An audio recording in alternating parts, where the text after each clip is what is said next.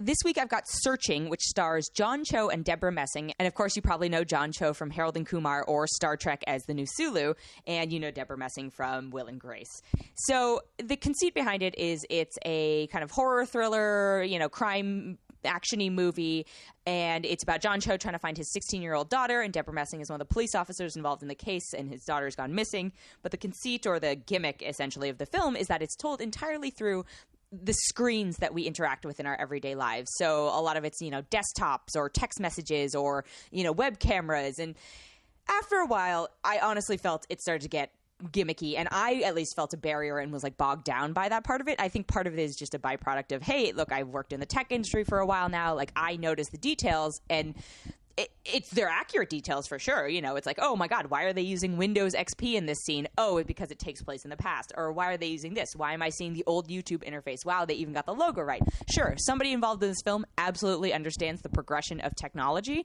However, there are a lot of really well acted, actually, emotional scenes where I was like, I want to be in this scene. I don't want to watch this from a weird, webcam angle, or I don't want to watch the live Facebook stream from a pocket of this. I want to actually experience this. And that barrier, I think, is detrimental to parts of the film. Again, I get what they're trying to do, but I don't know if in 10 years this film will be as memorable because of those moments. This is a conceit that's been done before. It's whatever those dark web unfriended movies. I'm not even sure.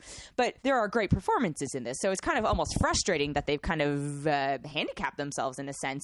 The other thing that I think that's really important to note about this film is it's the first mainstream kind of thriller headlined by an Asian American actor. And I know last week with Crazy Rich Asians, I talked a lot about the importance of that and representation. And I think this film actually is an important flip side to that kind of diversity and representation and inclusivity factor, where it's like, hey, look, this is an Asian actor in a leading role, and the role has nothing to do with him being Asian. And he does a great job. John Cho does a great job. I will say, actually, the first 10 minutes of this film got me really misty-eyed. There are moments of it that remind me of actually a Google commercial from a couple of years ago, or a long time ago now, I'm realizing, that I wouldn't be surprised if some of the filmmakers were involved in making, because I believe at least a few of them come from an advertising background and did work for the tech industry. And it explains kind of, again, how all of this came to be.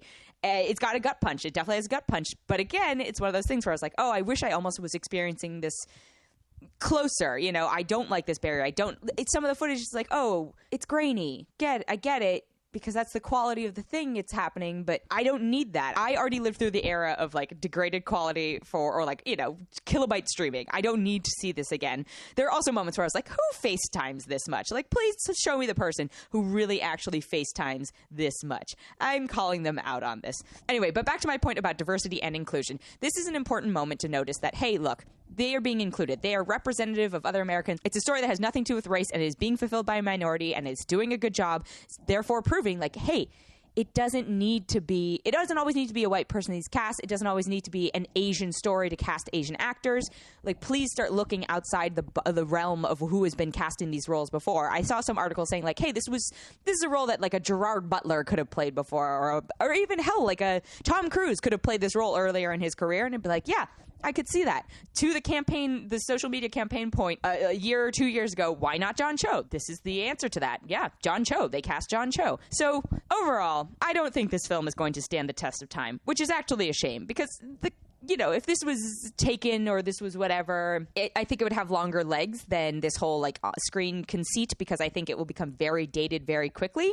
I think it's certainly going to be in 10, 15 years an interesting time capsule way to be yes, this is how they communicated, kind of, sort of. It's a little bit exaggerated. Overall, unfortunately, I think the film suffers a little bit for it.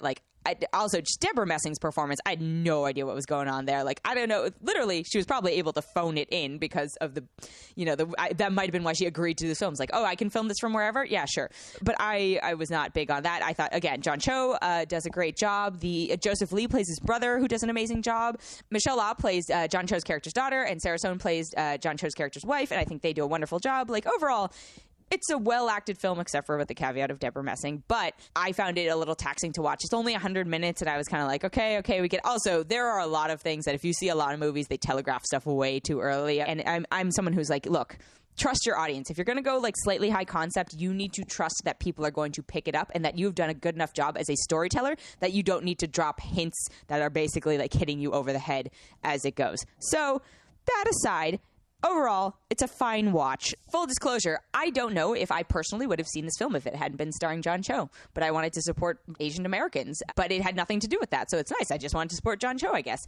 If you're cool with the gimmick, that's fine. You'll enjoy it. It's 102 minutes, and it sometimes felt a little bit long to me, but that maybe is me and because I see so many films. But I'm going to give it a good 3.5 out of 5.